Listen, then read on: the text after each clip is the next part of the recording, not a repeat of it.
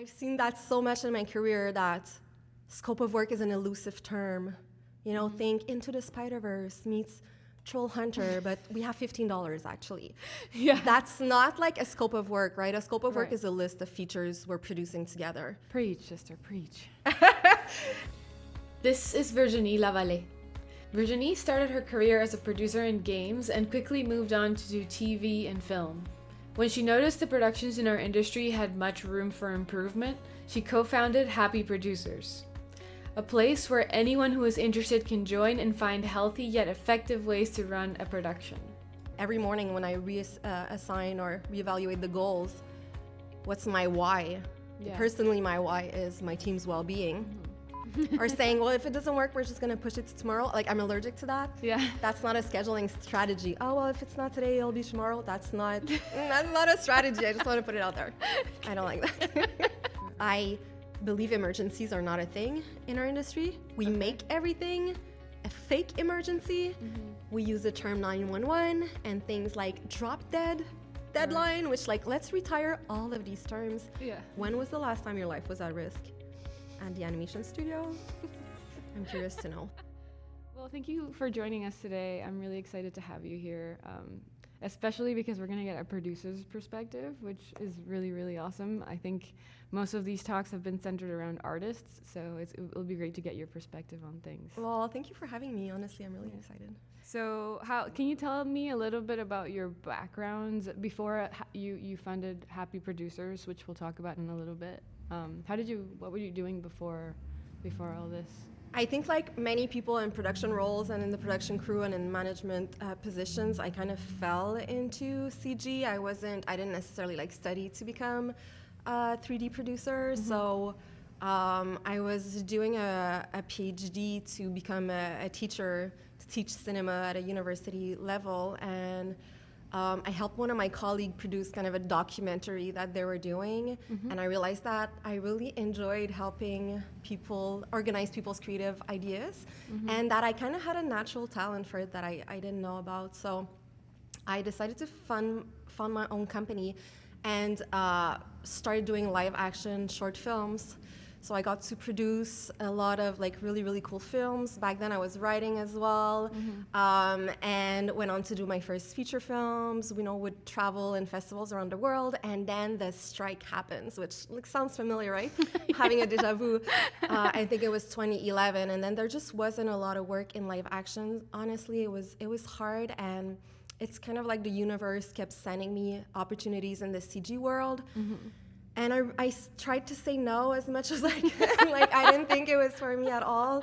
I wasn't like into anime. Like, I'd never played a video game in my life, so I didn't think I was the right casting. And I ended up taking a job for Activision, being an associate producer. And there were so many challenges, like technical challenges, creative challenges. There were a lot of challenges when it came to women in the industry back then. And I think the magnitude of like the impact that I could have, or that we could have, the people that cared about well-being, if we decided to take on that battle, if I may say, was really motivating to me. Like, I had never worked with such a huge team of like hundreds of people. So I kind of fell in love with the challenges and the hard aspects of this industry rather than like the art and everything. And I thought like, this is really some place where I can impact, I can help, I can create the workplace culture that I want. And so that's how I got into the CG world. Worked on my first video game without never having played a video game in my life. And then felt like a fraud a little bit because like I went on to work on Assassin's Creed, and you have like millions of fans waiting for the game, and it was kind of lost on me. So I wanted to get back into film and television, which is where my passion lies. And so I went and worked in VFX for a while. I worked on Game of Thrones and a lot of really, really cool shows. And the work conditions in VFX were really hard. Back then, I think like there's still so many challenges today. And I realized that I preferred working on a film from beginning to end rather than just like the little part of the VFX. So that's how I got into animation, I think in 2014, and I've been full-time in animation since. I prefer the creative process, honestly. Yeah. So yeah, I was living in Quebec City, came back to Montreal, worked on so many TV shows. When you films. say the hard aspect of things, I would like to get a little bit more specific because it's such a general term, but I understand what you're saying. So when you first joined the video game side of things, and you noted some of the holes that were existing in production, how unhealthy it was, what were some of the main things that you were most obvious to you? I mean, the thing that first stood out to me were that there are specific challenges in the industry that were frustrating people. So instead of having a strategy that was adapted to these challenges, we were trying to change the nature of the design of the industry. So for example, it's an industry in which we're always iterating because it's a creative process, and that would frustrate people. We're always changing our mind, we're trying new things, and I was thinking that's not something we're gonna be able to change because that's inherent to the creative process. But we can have better processes in the production team to support that. We can have better soft skills so that we promote flexibility and adaptability. So, always iterating was one of them. The technical challenge, the pipeline is always changing. There's always a new render. There's always a new cool thing. There's always a new feature. And that seems to be creating a lot of frustration on people too, because you learn one and then already it's obsolete and you always have to be getting up to date. And I was like, how about we see that as a strength, that we have the opportunity in our industry to always be growing and always be learning. And so what you would do on your end would be to allot more time for us to process those things, or what would be your reaction as a producer? Well, in the production team, for me, where there's stress, we're usually missing a process. Right. So if something stresses you out, then instead of being frustrated and saying we're gonna work overtime or that's how it is, I would say okay, let's revise our process. And I like a 5-step process. It doesn't have to be complicated. We make things way too complicated. So I would always see stress or frustration as an opportunity to do better. So a lot of it is with the processes, with streamlining the way that we do things in the production team. We forget, or we don't like it because it doesn't sound cool. We forget that the production team is a supporting team. We play a supporting role. We're here to support the creative process. We're not just, it's not an ego-driven position. I don't want to be right. I want to make the right decisions for the project. So that's so important. I want to put that on a t-shirt. And I think the production crew is seen as such a controlling team. Yeah. Because we get to say no, we get to say yes, we get to say you stay overtime. And it's super important to know that we are here to make the artist shine. And it was the same thing in live action for me. My role is to make people shine because I'm not actually animating anything. Right. And we all need each other. It's the epitome of team sport, the animators need us, we need the animators, we need our client, we need their broadcaster. We all need each other, but it does become this power struggle. So let me ask you this. So when you talk about iterations, I know, well, I'm deeply familiar with the iterations from the art perspective, but would you say that you then approach your, scheduling style very, I guess it's very show specific and it's also iterative, right? Because I feel a lot of the times, or at least the amount of experience I've had so far, there's kind of one way to approach it from the production side and it doesn't really change even if, circumstances change, because the circumstances are something in the beginning of a project and then they sort of evolve over time and it sometimes change a lot.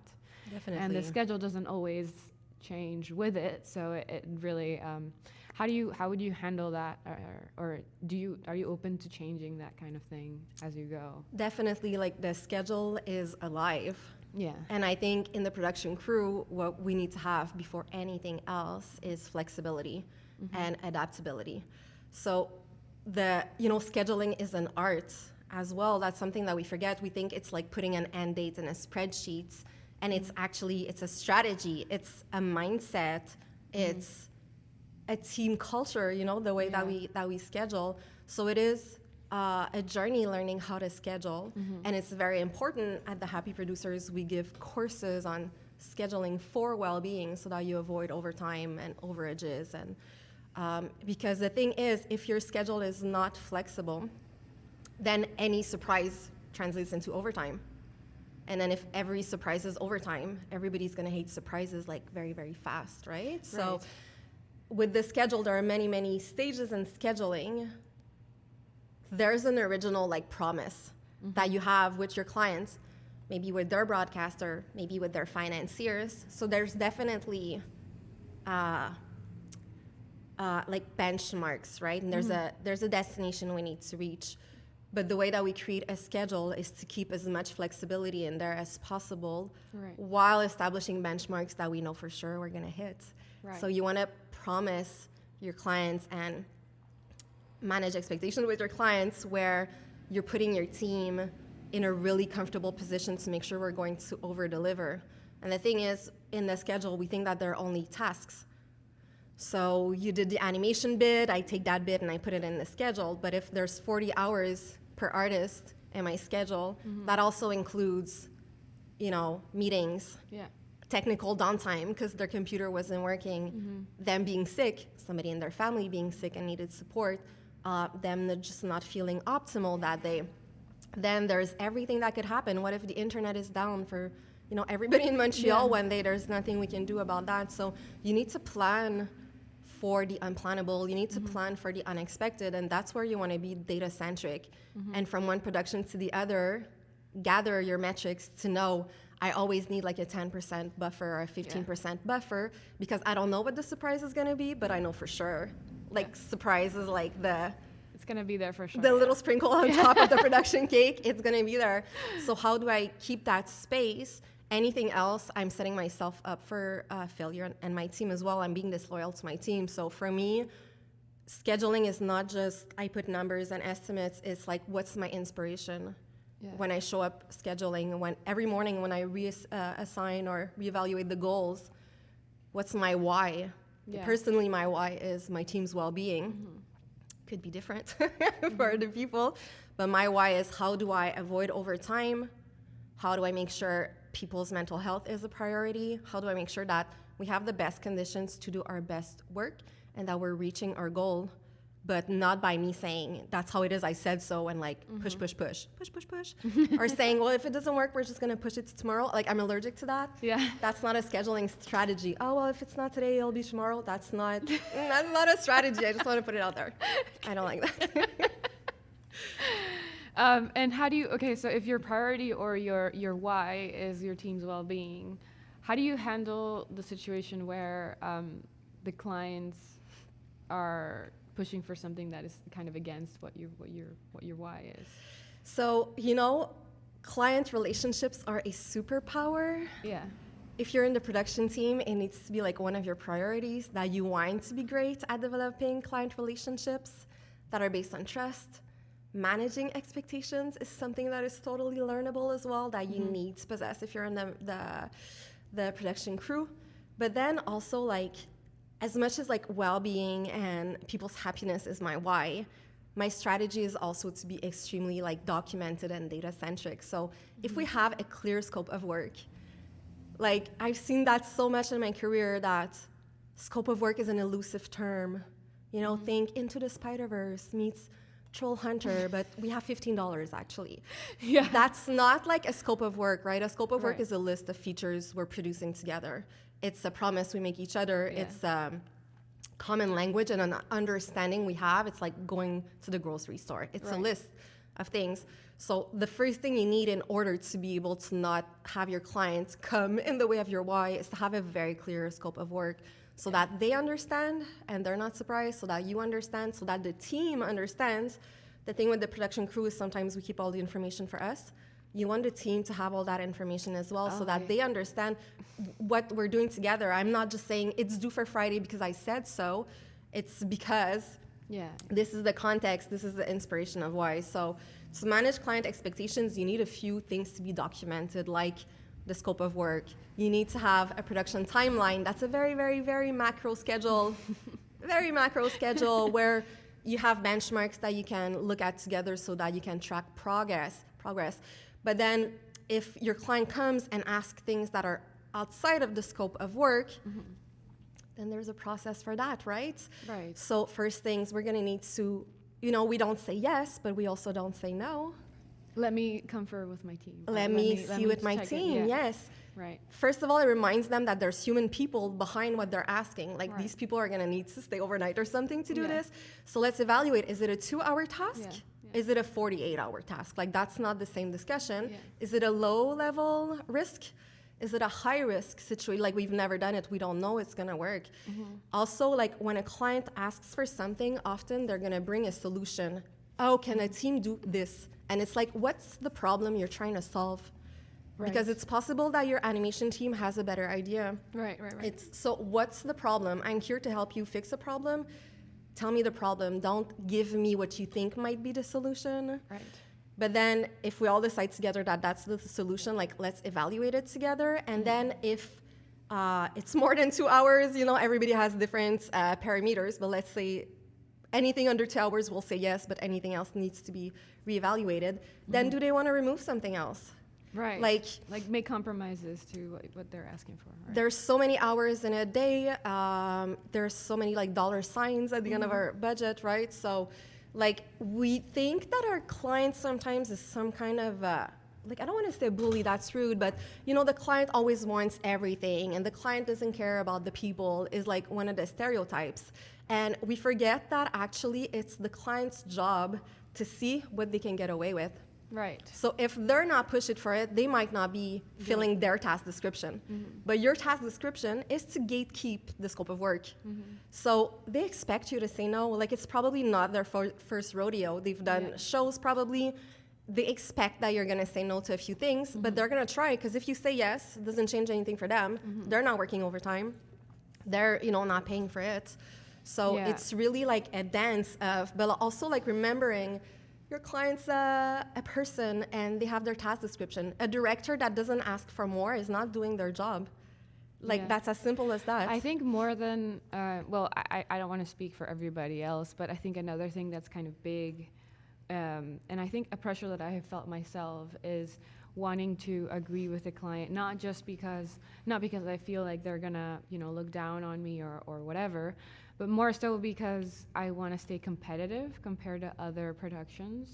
And so I think that's kind of one of the biggest, I guess, stressors for you guys as producers and for us as animation supervisors, because we're constantly trying to bid something that is good for our team, but also stays competitive so that we can, seem like we are somewhat productive in our workflow. So how do you stay competitive with still keeping your team's well-being in mind?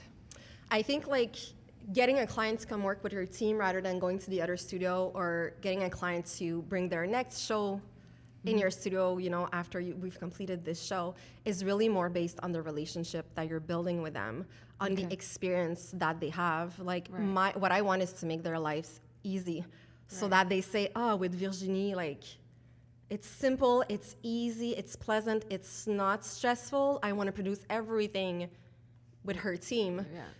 So the artistic aspect of it is paramount. But like, the people in our industry are so talented and so innovative, and like can you believe it? Like, how great the people are like that we work with. It's unbelievable. So I think like most teams do amazing work creatively. So if that's a given, that in Montreal, for example, like, you get great work pretty much everywhere you go, then what sets you apart like above that? And it's not gonna be that it costs like $5 less for me to do this shot than it would at the other studio. It's gonna be, what's the conditions in which we're creating together? It's gonna be more, is the animation director full of solutions? Or are they always just saying like, no, or we can't do that, or, I don't wanna talk to the director? Or are they like, yes, let's brainstorm, let's figure it out.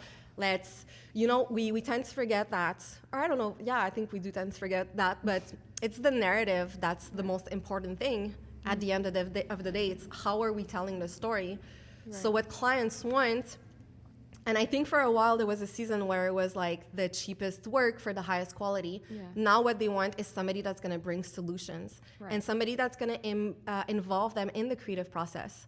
That's not going to just bring all the solutions, but are going to be like, let's talk about it together. What's the intention and how are we getting there? So yeah, it's important to bid like correctly, but we have a course about bidding too that is ongoing now. The whole first part is about building trust. If you have trust, then, let's talk about how much your ID costs. And maybe it's less expensive to do it in another country. Maybe, across the street, yeah, it's $10 less, but do I trust that when it's hard, we're gonna go do this together? That when I'm unhappy, we're gonna find solutions. That when it doesn't look the way that we expected, that we're gonna get there. That's like even more important, I would say, and it's kind of like an invisible factor. Like we don't see that. We don't have a pie chart of how is the trust with the client this week, But that's probably the most important metric. So having an animation director that can speak with a client, that is confident, putting forward ideas, that's flexible, that manages expectations, that's really the key to preserving the well-being of the team. Yeah. I'm really impressed with how, like, your initiative to open up Happy Producers and really basically spread the knowledge and really try to make a difference in production. Because I do agree with you that it's not necessarily, there are some good productions out there, but I do think that its majority is very, like, stress-inducing situations. And I think our industry is, like, highly collaborative. There isn't a way around it that you can't really, unless you're building a really small, maybe mobile game or something. You could do that maybe, but I would say even there you need more than one person. So I always thought for some reason that there was a big hole between producers and clients in terms of explaining the animation process. So not just managing expectations, but also, like, explaining what they're gonna see, because the animation process is not gonna look pretty right away. Yeah. It takes a while to get there, and it's not always easy to explain to people, like, when you see this, you shouldn't comment on the color, you should comment on, the acting, or you shouldn't comment on, or you also want to get their first impression, so it's okay for them to comment on the color, but quite often we'll show an animation version to the client, and then they will get back to us with notes about lighting or something, where the shot is not even lit yet, So, and I feel sometimes a bit frustrated. I don't know where to point the finger, and I don't want to point fingers at just the producers, because I'm sure there's more to it than that. But I do feel like there's a big hole there about how to explain that. Do you think it's important for the producers themselves to, like, know the animation process and be able to communicate it? I think, like, the more you know about all the fabrication steps, the better equipped you are definitely to make the right decisions for the project, the show, the film, the cinematic. Definitely. Without, like, having to know how to do it yourself, like, I could not animate anything outside of, like, Canva, probably. I can animate a slide. But just understanding mostly, like, the workflow steps. Like, that's where, in the production team, we really need to be knowledgeable, because with the client, like, that is such a good point that you bring forward. And I feel like I was listening to myself talk when you were saying this, because that is so true. The lighting notes at the blocking stage, right? Or in the layout, Yeah. And you're like, no.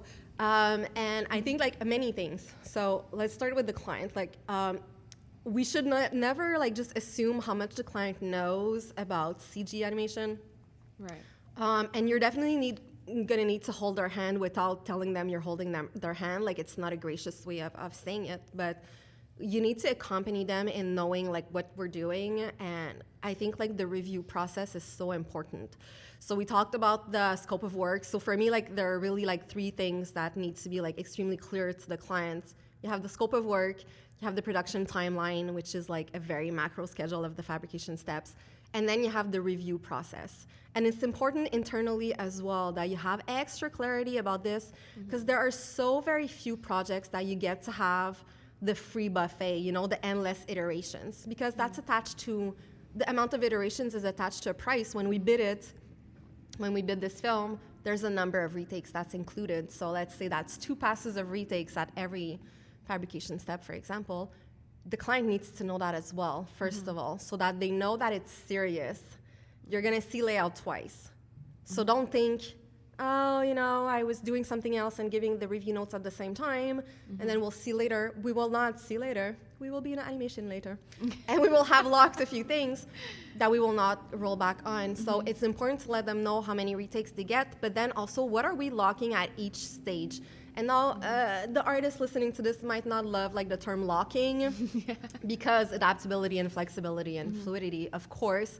But there are things that we want to have the client commit on, you know? So at layout, it's gonna be a lot of camera work that we're gonna want to have a really good idea of narratively. Do we have the right like cameras? Are we using the right sets? Which characters are on set? And then at blocking, you know, we will try to lock the cameras. And then at spline, we will do more body animation. And then at the polish, we'll be looking at the facial animation and the secondary animation. If your client doesn't know that, they're, you know, it's not their fault. And sometimes they've done many shows, so you're like, they should know this. Like, oh my God, this clients, ugh, you know? But every show's different, every production team's different. Maybe nobody ever like explained it, took their courage to say like, we're gonna be in this together, but this is what we're looking at. I worked with a huge Hollywood director that would talk about nothing but lighting at the layout phase. And then I, you know, was more like, I was more careful because it was such a huge name and you get intimidated a little bit. But then they told me like, I need you to tell me exactly at this stage, what do you want notes on? And then at the other stage, because he wanted to provide what we needed. We always assume that the client doesn't care, but no, they want to give us what we need. They want to reach the goal.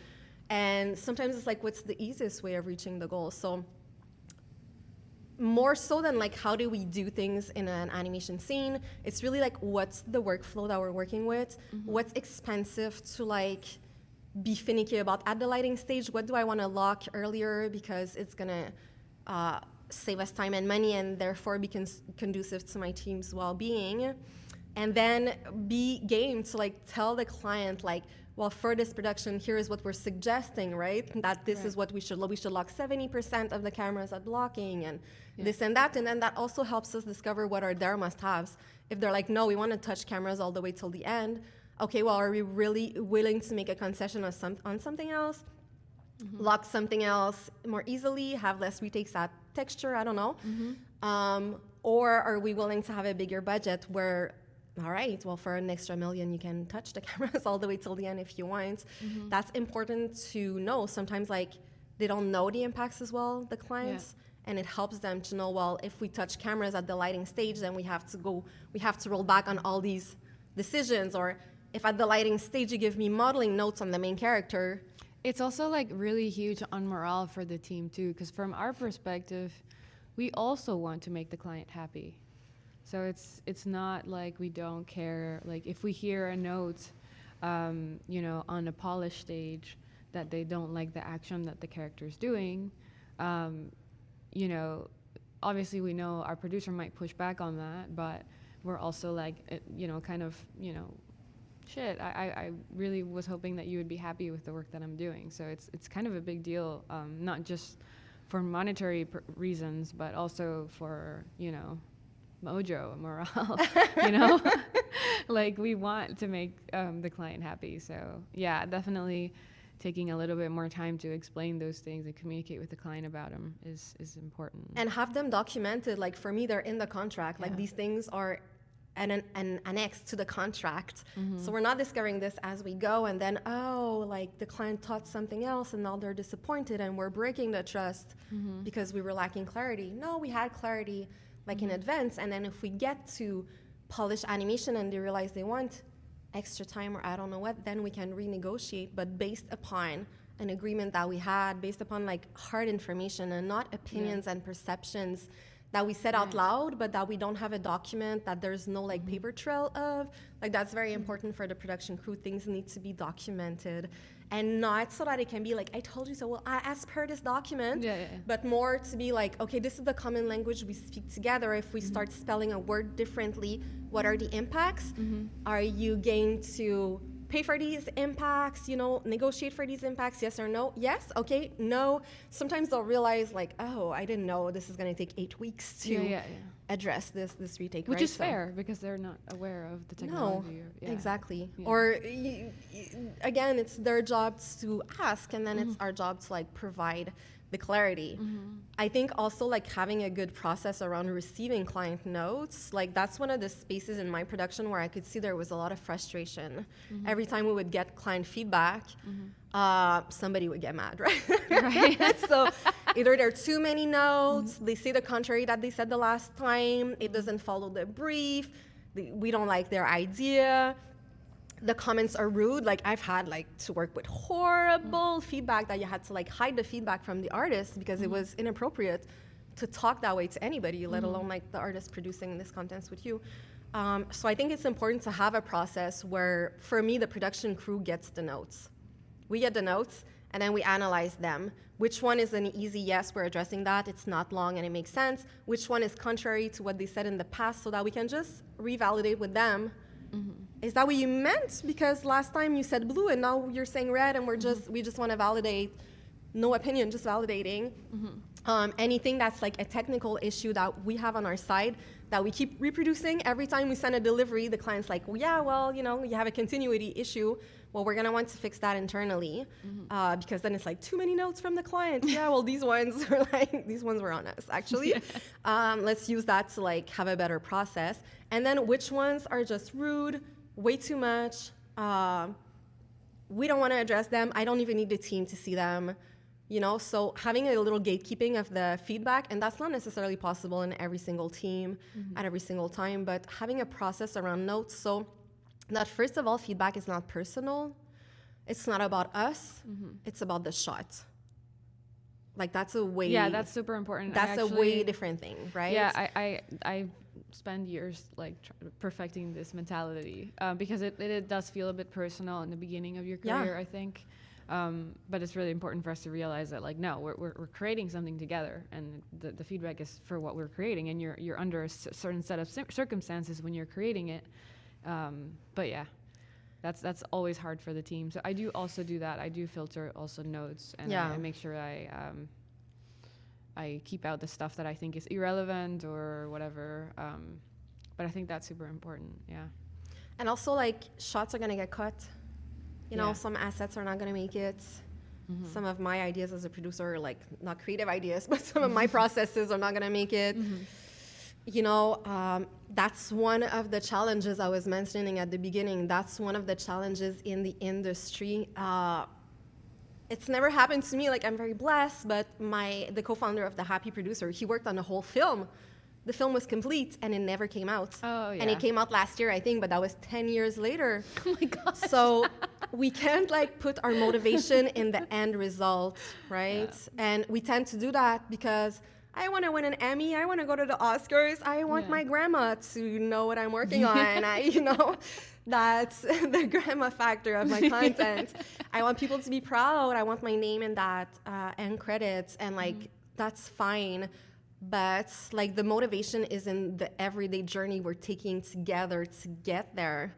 Like that's where the motivation is, because it's out of our control.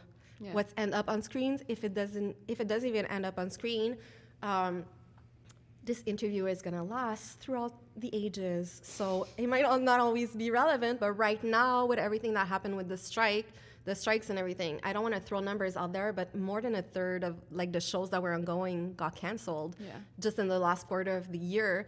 That doesn't mean the people working on it weren't absolutely great or deserving or worthy or, you know. So sometimes it's just like totally outside of our control, and maybe that shot would have looked great on our demo, but like it's about like what's the best decision for the film, and some things are not going to make it in there, unfortunately. Yeah. Do you have any like clients that you wouldn't work with again or stuff like that? My worst client I've ever had, we're best friends now, you know? They don't live here in Canada. We see each other at international events and we're so excited to see each other.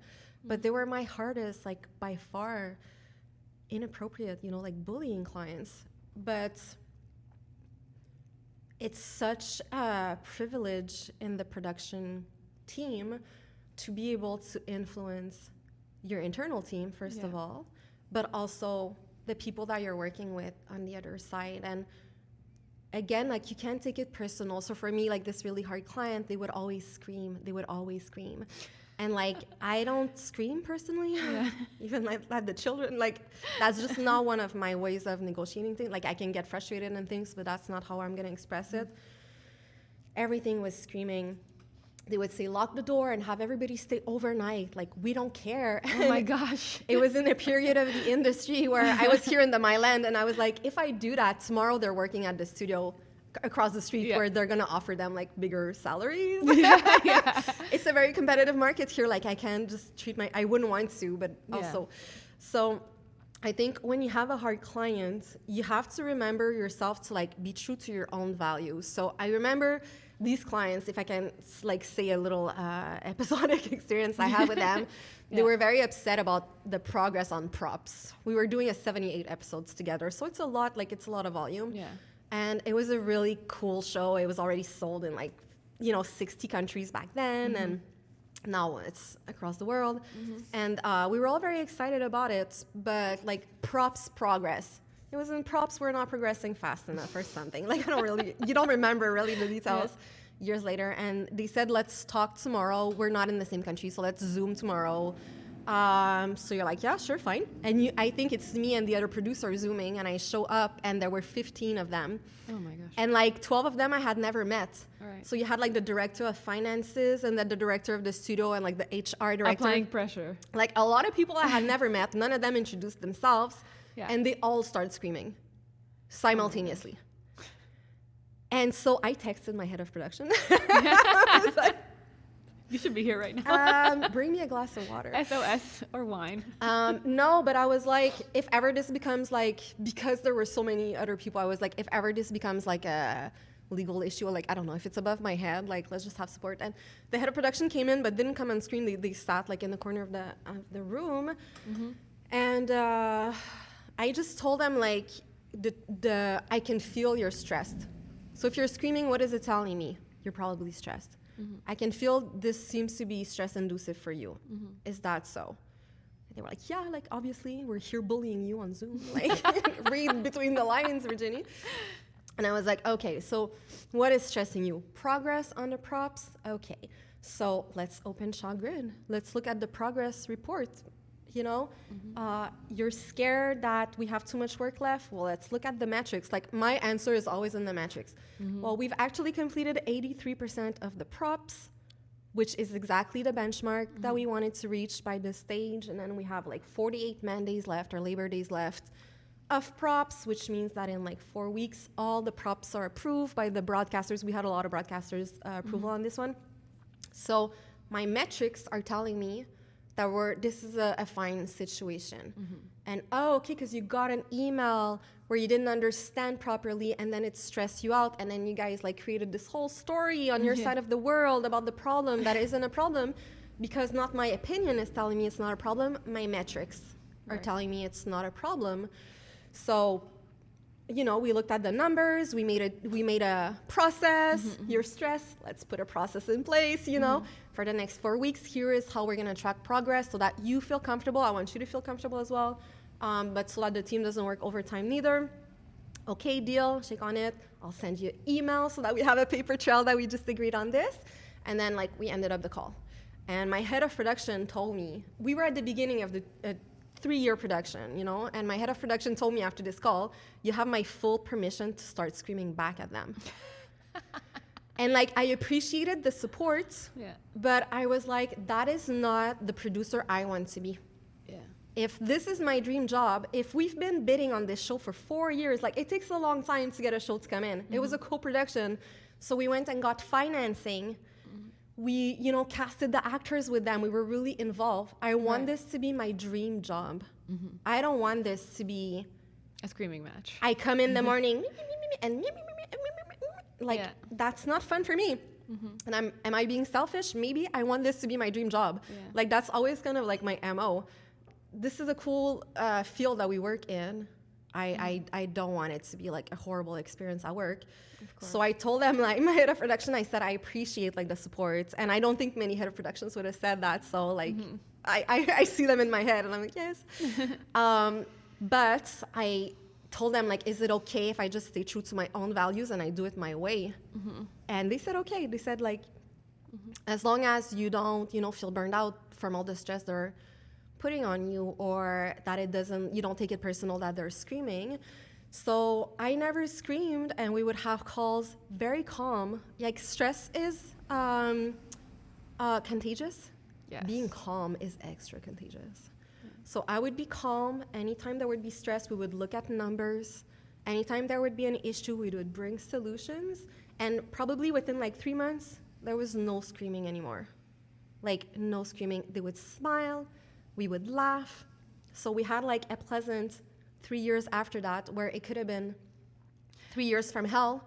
Yeah. And I decided I was going to influence. I was going to lead by example. And they were more senior than me. Like, they had more experience than me and everything, right? But sometimes your client's bad attitude doesn't belong to you.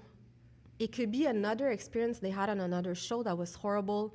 It could be another producer they worked with that bullied them, so now they're on the defensive. Like, usually somebody's bad attitude, even in the theme, like if your supervisor's always grumpy, most likely doesn't belong to you. It's probably like a defense mechanism from something else. So let's just disarm that.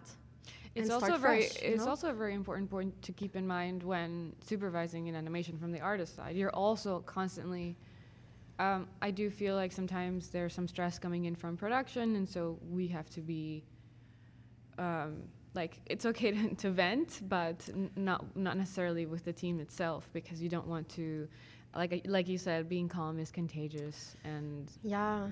yeah, There can be a space for venting yeah, if it's needed. Personally, because I'm in the production crew and I like my metrics, I'm like, if we're gonna vent, I'm gonna make it efficient. So we're gonna have a venting session where the production crew is gonna take notes. That's frustrating everybody. Okay. We're gonna need a process around that. The client keeps doing that over and over. Okay. We're gonna need a process around that. Let's make it efficient, but it's okay to blow off some steam. It's a high pressure job, Yeah. which it's hard to believe sometimes, because we're creating content that brings happiness to the world, to the world, but to the people watching it. So sometimes like, why is it so high pressure? And who decided? yeah, Like, who decided that the client got to bully us? And I think it's important to remember, if your production team with a supervisor, even a supervisor with an artist, or a production team with a client, or a supervisor with a client, like, I believe like in circular relationships, because teamwork, like, we need each other. So we all have equal power, different responsibilities, equal power, different task descriptions, but we all have equal power. There isn't a top dog and a bottom dog, I don't know if that's appropriate to say, but there isn't, like, what? There isn't like somebody that's more important that they're on top. And sometimes we'll see the client that way because they bring in the money, but like, they need us. They have the money. We have the talent, right? And other clients have money as well. Like, the world is made of nothing but money. So, so sometimes they're like, oh, we need to, but like, I cannot like stress that enough, like, equal power, different responsibilities. So for me in the production team, I'm not the boss of the animation supervisor. I have a really different task description than the animation supervisor, but like, we are equal in our relationships. And that's actually a good segue. I wanted to ask you also about boundaries with like Yes, I love you. with like, as a producer, I have felt sometimes, I think Evan can agree, there's some situations where the producers are giving animation notes or kind of involved in the creative, process of things, which is Yes. okay. I think everybody can say their opinions about things. It's just sometimes gets muddy, or things get pushed back because of that situation, Yes. or you're in a client meeting and the producer starts commenting on different, creative ideas, where it's fine. It's a situation. Most of the time, there's so many people that already have a say in the creative aspect of things, and having an extra person can get a little bit muddy. So, what would you say to that, from production side? I think boundaries are extremely important, as you were mentioning. Also, like, I keep mentioning task descriptions is because we don't pay enough attention to our task description. And it's a job where it's easy to start playing in everybody's playground. Yeah. But like, we have our own playground. And our responsibility and our accountability is attached to our task description. As a producer, it's not my job to give creative notes, right? My coordinator cannot give bigger lips, like that's really not our position. So if your producer starts doing that and it's not like conducive to reaching the goal together, then sometimes it's just important to, so the thing with task descriptions and boundaries is that we cannot tell other people what their boundaries are, but we can be very, very clear about what our boundaries are. So you can sit with your producer and say, like, it's, it's my understanding, and I could be wrong, that any like creative feedback about animation is really like my responsibility, and that I'm accountable for it, and that at the end of the day, like, I'm the one that's gonna have to put that in motion. Would you agree? Yes, you agree. Okay. So because I think you have great ideas, I don't know if that's the case. But sometimes in a meeting, if I'm giving an idea and you're giving a different idea, it's not conducive to us meeting the goal with the client. And always giving the context of why it's the best thing for the show. Not, well, my ego gets hurt and I think your ideas suck. Like, mind your own business, but be more like, okay, how do we best reach the goal together? And is that helping us? Because I notice sometimes it adds work that we could have avoided. I notice sometimes it creates doubt in the client's mind, where before the client seemed to be certain about something. And I just want to be transparent that this adds labor days, that this adds time to the calendar, that we're not working overtime to address like additional internal notes. So how do you foresee, like, what is the solution that you would propose about that? Because the thing is, because there's so much feedback in what we do, and that's not something you have in all the industries. Like, if you work at the bank, you're not getting that much feedback. Us every day, we're in reviews, we're in dailies, we're like every day we're facing criticism and everything.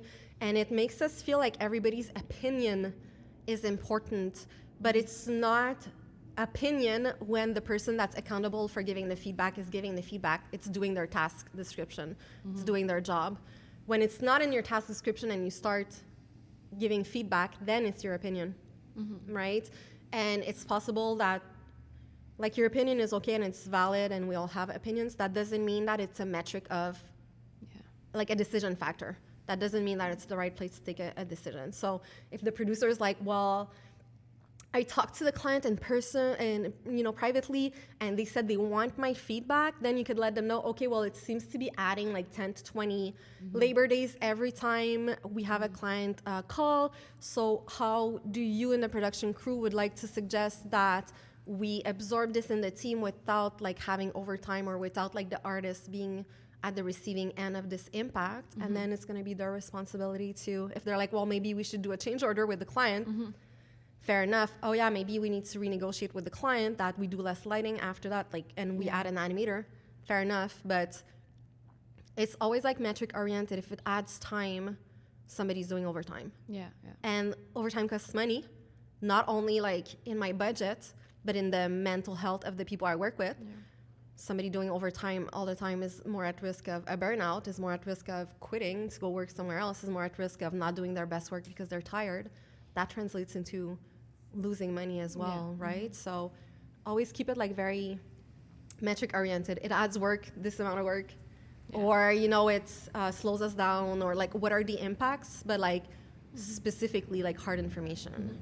Would you say that you, like your relationship with the animation directors or the animation team itself is as important as the client relationship?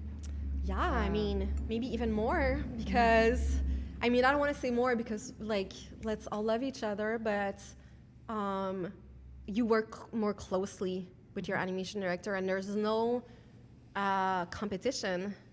Like, it's not, I only have enough love for one or the other, right? Or I only have enough time and trust and respect for one or the other, but the producer should always be protecting their team because you're going to work with that animation producer like for a long time. I worked with the same animation director for like 6 years and I think about them and I'm getting teary, like I love them, you know?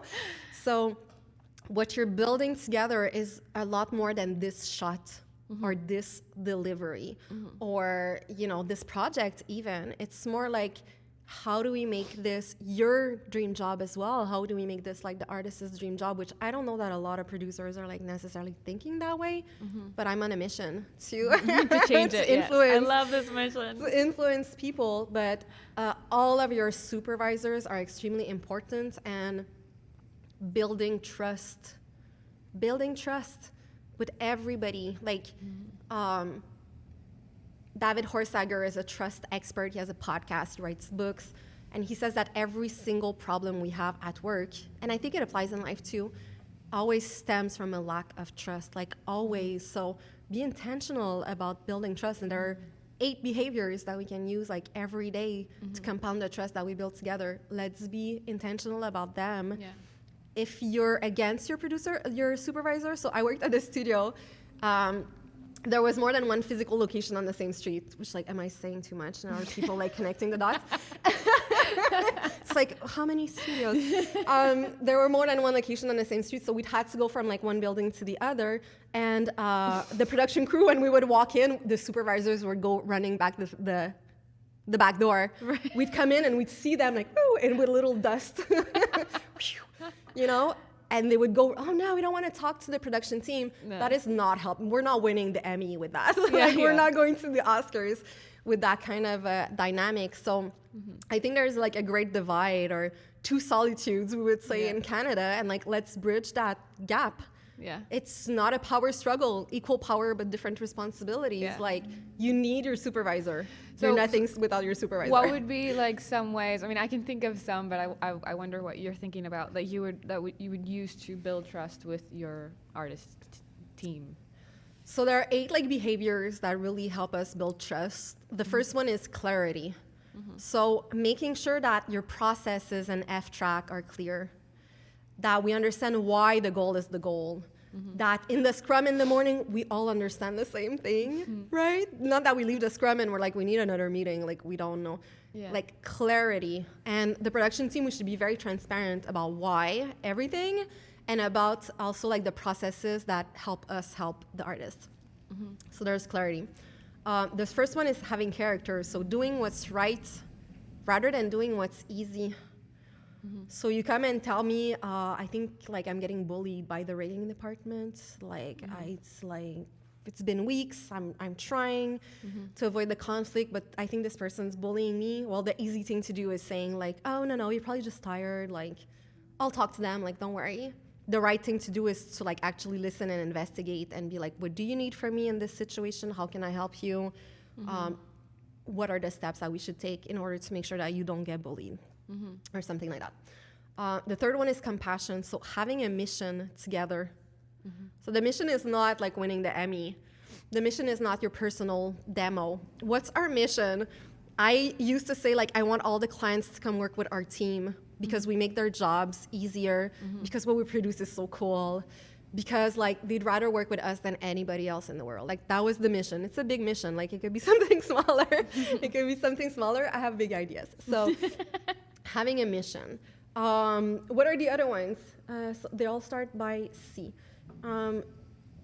Collaboration is extremely important as well. So you want to show the artist that you're with them, right? That you're not against them, or that you're not like in an ivory tower where they cannot reach you. Like you're there on the floor with them and you're in the trenches, let's say, with them. Then you have like competency, so offering training, putting like a mentorship system in place, having a buddy system, letting the people in your team learn things so that they feel like they're always growing and that they're always more competent and that they're being recognized for their strengths, actually. Then I don't know how many that is, but I don't know either. I think it's like 5. but like these are things that like scientifically from a organizational behavior science and like research backs the fact that these things help you build trust. Yeah. So it's really important to be intentional about them. I think working remotely, it's even more important because a lot of that trust is going to be created at the cafeteria when you're having a coffee. Right. When you're, in the baking club, or you go karaoke, in cocktail hour. A lot of like getting to know each other on a deeper level will happen in these activities. And working remotely, if the person is in another country, they have a different culture, and we don't take the time to get to know them, then really it's going to be hard. There's going to be a wall between us and them. And, you can't just be like, we want to build trust. Come on, trust me, It's something that's a bit more, that needs to be finessed. So one of the things that we like to do the most for working remotely is the one-on-one meeting. And I used to do it all wrong because I used to call everybody in for a one-on-one meeting and then push my agenda on them and be like, this is the milestone. This is where you look at your due date. This is how we use ShotGrid. And no, that's not it at all. You create like a one-on-one space where you just talk about each other. Do you have pets? Do you have children? Are you taking a holiday soon? What's your dream? If you got a promotion tomorrow, what would it be? What's your dream show?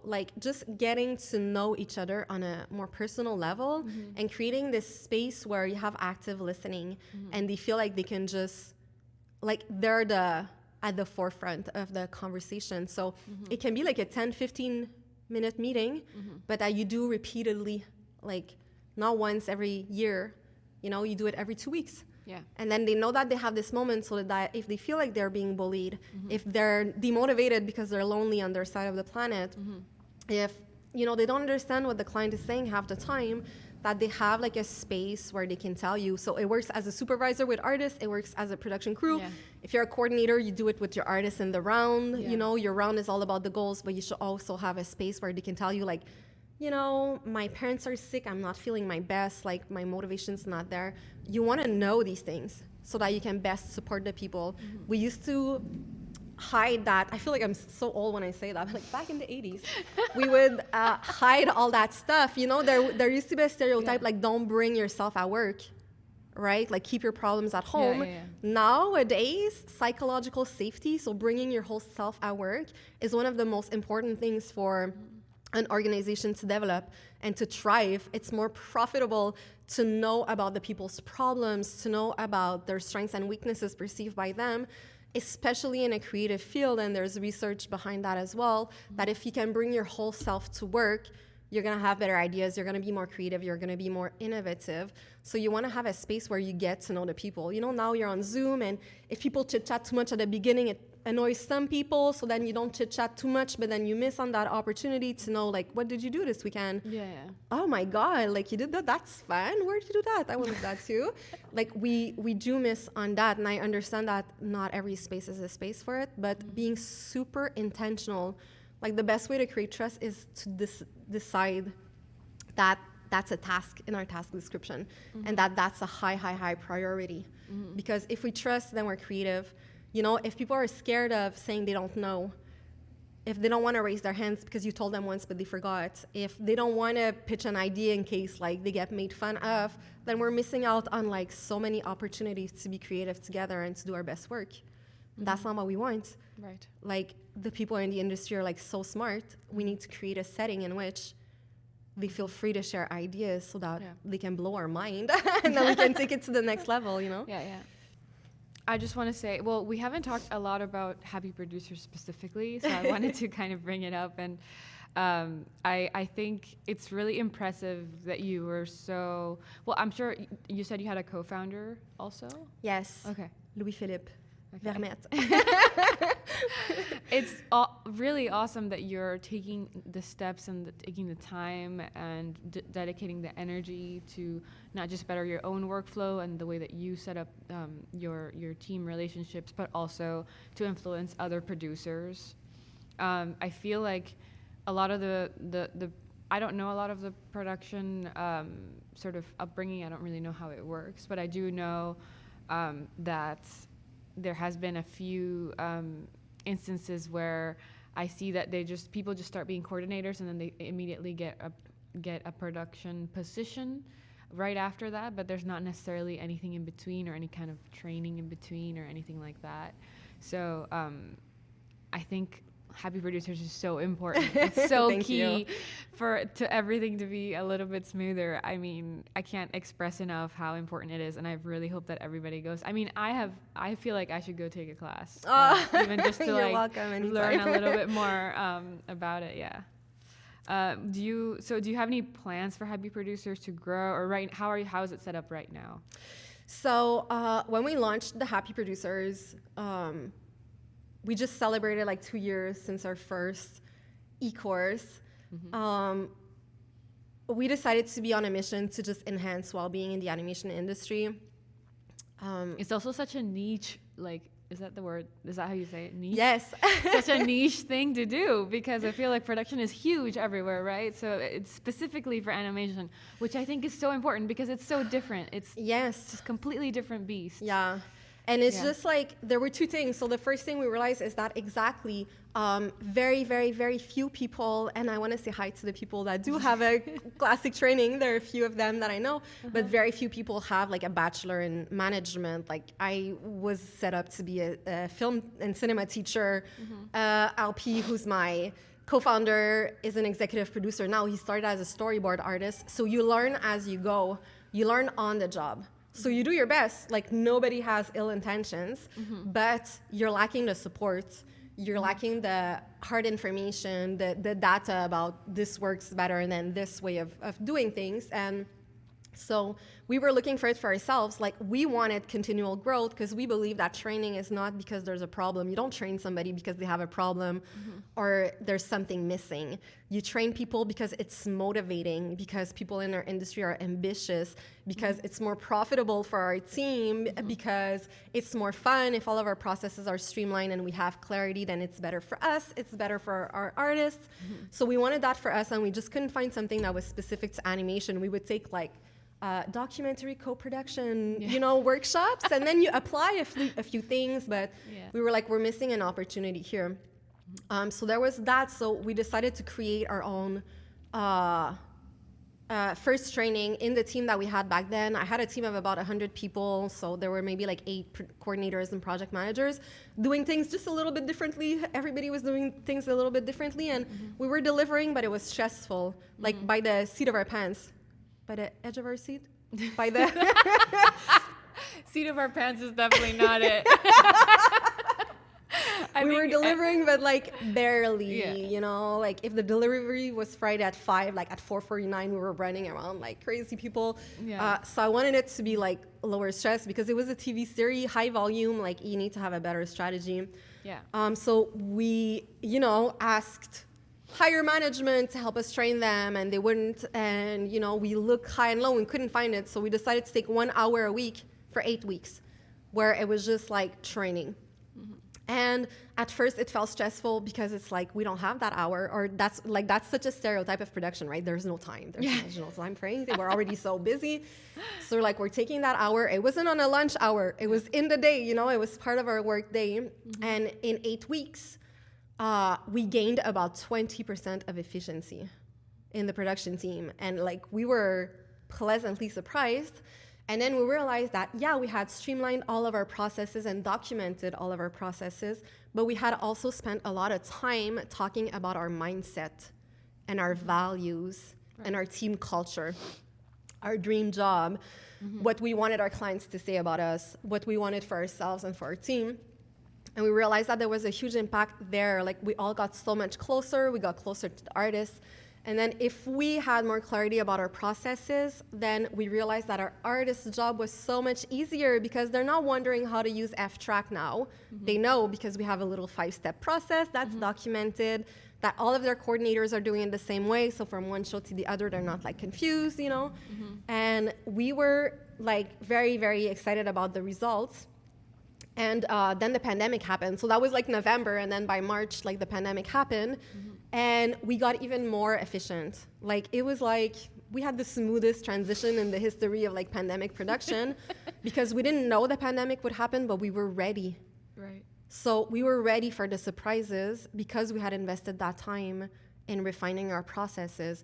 And then we're like, okay, like we need to be able to share this with the world. And I was leaving the studio where I was for many, many happy years, and I was worried because I was like, who takes care of them when I'm gone? Who talks about these values when I'm gone? Like, who sets boundaries when I'm not there to like coach them about boundaries? And we realized that this is something we could share like more widespread.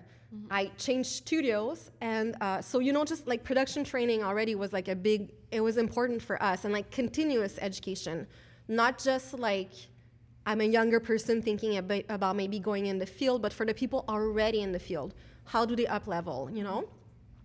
And then I changed studio and started getting like sexually harassed like at that studio where I had like an executive position. So I like didn't expect that like I thought that going up in the hierarchy would always keep me safe and would always give me the impact that I wanted on my team. But then myself and my team were getting sexually harassed. And when you go into the process, when you start saying, okay, we have this issue at work, how do we resolve it? And you see how everybody around you is just like devoided of any tool to know how to resolve it. So they do what they think. And it was all the wrong things from like a human perspective, from an business culture perspective, from a legal perspective, turns out, because, you know, there are laws that prevent us from getting harassed at work. And that was like, it was extremely hard to go through. Like, it was a bad experience, but I'm very grateful for it because it helped me see how much soft skills are lacking, but everybody's doing their best, but we're not trained. Somebody comes and tells me I'm getting sexually harassed. What do I do? Yeah. Like, what do I do? And their answer was like, let's put it under the carpet because we don't know. Like, Classic. and like, I didn't judge them. I might have judged them back then because it was like so hard going through that. But then I realized if we all knew better, we would do better. So we decided that the courses were going to be, yes, production processes, but let's start boosting our emotional intelligence. Let's start getting essential soft skills that we need in a creative field in order to not survive but thrive. You know, it gave me a huge amount of stress to be going through that. Going through that experience, and then I had to have an operation at the same time, which was most likely linked. My oncologist would say that my oncologist would be like, yes, it was the stress at work. And it was a big operation, and I was lying on the gurney at the hospital that morning. Oh my gosh. You know, naked in a little paper gown. Yeah. And it was a Wednesday morning in February. It's like 3 years basically this week. And I felt like I was at the spa. I was like, what a relaxing moment for myself. To be naked on the hospital gurney, about to undergo surgery for like cancer. So relaxing. And like that really raised a huge flag that I'd rather be there than be at work. Yeah. And like production is my passion. It's my vocation. And I would have rather been getting surgery than being at work. So that's on that gurney that the Happy Producers were founded. At first it was like, yes, training, but then I realized we need to all skill up when it comes to soft skills. So my partner and I trained as coaches because, you know, you don't just throw your opinions around when it comes to emotional intelligence. So we both trained as coaches, took it very seriously, and then launched the Happy Producers. And so now we show like the how-to, but mostly like the mindsets that you need, because like when I had that experience, I started talking to a lot of people my age, like I'm over 40, and realized that a lot of people above 40 want to quit because like what you realize at one point, like what are we working 60 hours a week for? missing the kids, you know, pageants and this, and like, what is it all worth? Like, at the end of the day, I don't know that I can sustain that for another like 20 years. And I thought that it was sad that we had to consider leaving the field. And, you know, people would say, that's how it is. It's never going to change. Like, that's one of my triggers. Oh, yeah. Because, like, says who? Who decided? It wasn't me. I didn't decide that. Like, says who? And why are we deciding this person was right? I hear that a lot from even animation people who have been in the industry for a long time. They're always like, you know, that happens, you know, you know. Overtime is normal. And That's like, how it is in the industry. It's normal that I work on a Saturday. Says who? Says who? Well, you're such a like process-oriented person. I wanted to ask if you don't mind. What was your process for like reacting to the sexual harassment? I mean, sexual harassment is hard because it's hard not to take it personal. And for me, it was somebody that I knew from the industry for a long, long, long, long time, and like really didn't expect it. And recognizing that you might have done something when it happened, and then now you think like there's something you should have done maybe differently, or I think my problem, what I did wrong, was to be process oriented and try to fix it myself. So for me, it would happen in front of the client. So I decided, well, that person is no longer going to be invited in client conversations, right? So that we just avoid the situation. Right. Because my goal was the film. It was my first streamer film. I love these clients. Like, how do we make this film without my mental health, like paying for this? And then the other women in my team also, like, I wanted to protect them as well. So I think, like, don't try to fix it yourself. Like, no matter where you are in the world, there are laws that protect employees. So if your employer doesn't know what to do, if you know, they tell you to keep it for yourself, if they bully you because you file a complaint. In my case, the HR director got fired. Like, oh my gosh. It was like the storm. Like, it was a storm of bad things. Like, there are processes. This is a legal matter. Bullying and harassment are not allowed at work in Canada. There are laws to prevent it. It's not personal to your employer. Doesn't mean your employer's a bad employer. Doesn't mean the studio's a bad studio. They're not going to be on a red list forever if you file a complaint, but there are laws. So just like get informed. Here in Quebec, there is La Parte, which is a free resource of lawyers that you can just call anonymously if you want. That will just tell you like what's the context. Okay. What's available to you, what are the things that are allowed and not allowed. For example, if you are going through sexual harassment and you then get demoted for filing a complaint, or you file a complaint and then you get less responsibilities or you get treated differently, that's illegal, right? So there's just a process for it. If your employer doesn't know what to do with it, it's not personal. Don't get mad at them. Like, they might just not have like the tools and resources, but there's other tools and resources out there that exist. Don't think that's how it is. It will never change. Like, that's not okay. And I don't want to sound tone deaf because I'm on LinkedIn. Like, I know that it's been a hard few months when it comes to layoffs and things, but there's always another employer. Yeah. Like, don't stay somewhere where your values are misaligned. 100% agree. Burnout happens because we have chronic stress. Chronic stress is a stress we have every day. You only need 21 days of stress every day to be at risk of burnout. So the number one factor is chronic stress. And the second factor for burnout is being misaligned to your own values.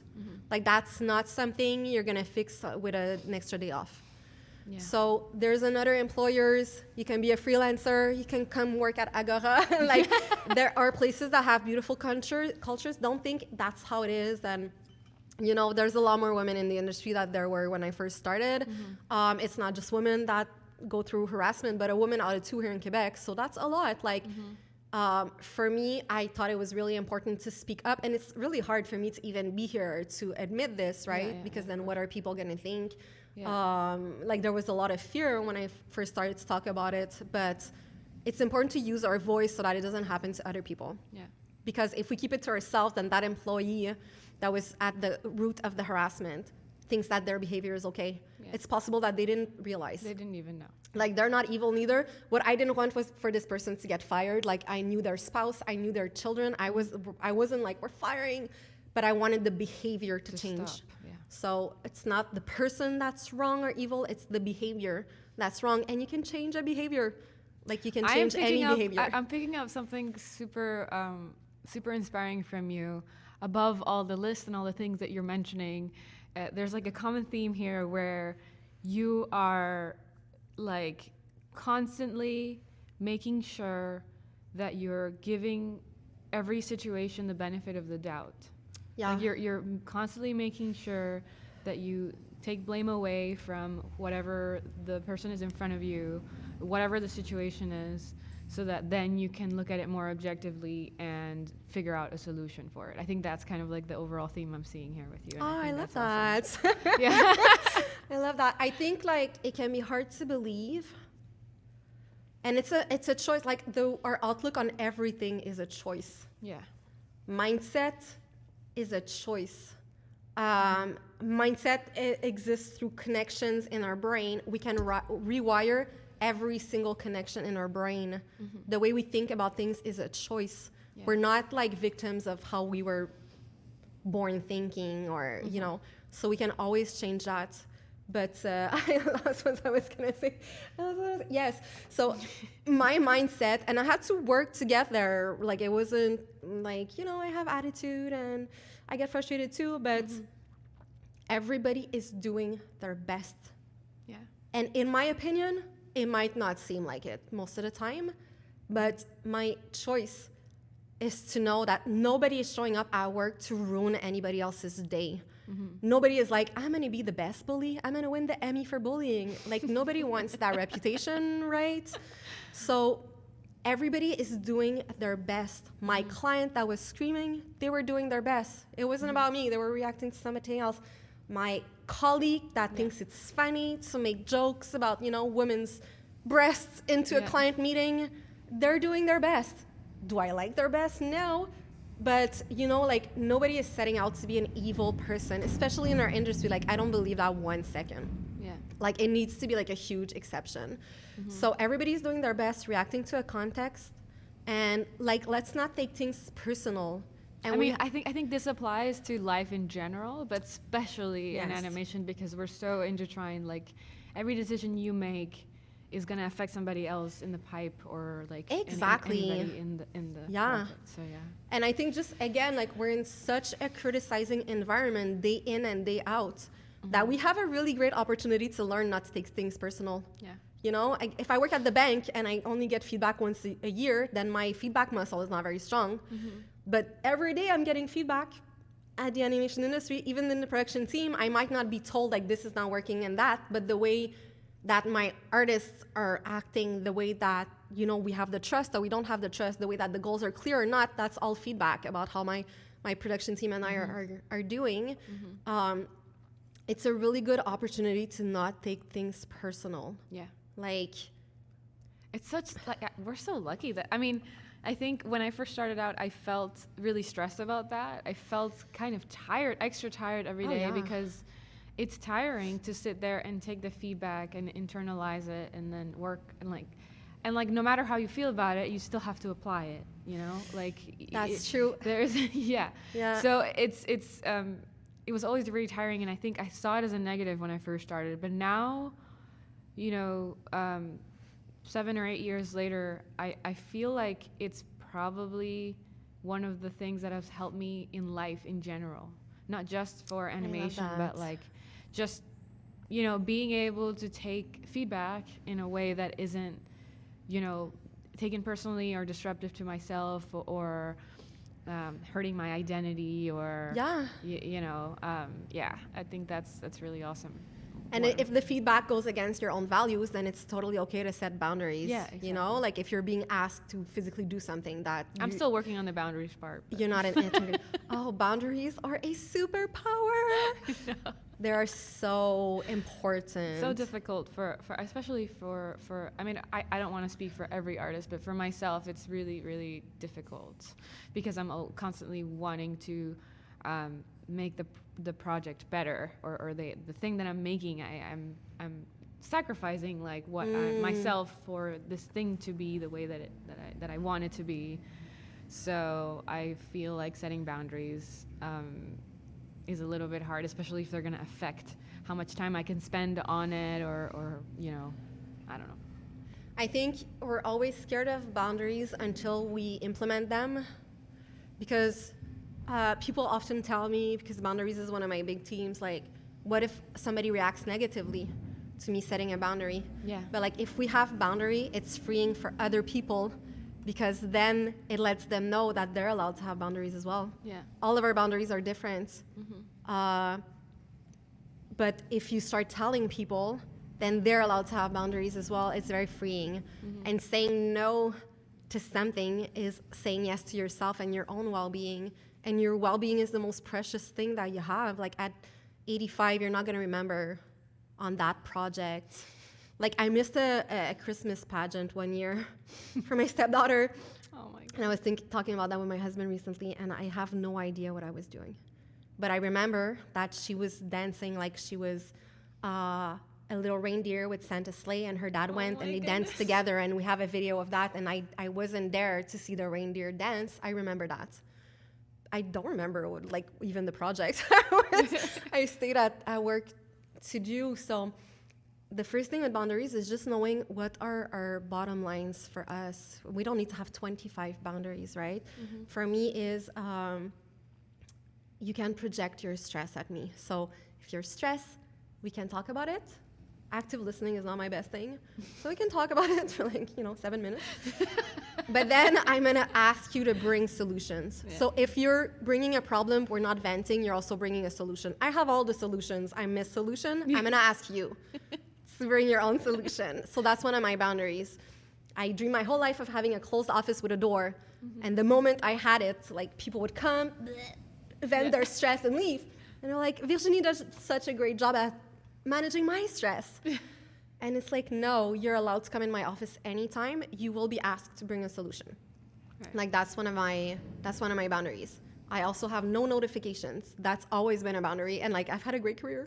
No notifications. So you chat me and I'm not at work. I don't know. It's not on my phone. So right. I believe emergencies are not a thing in our industry. We make everything a fake emergency.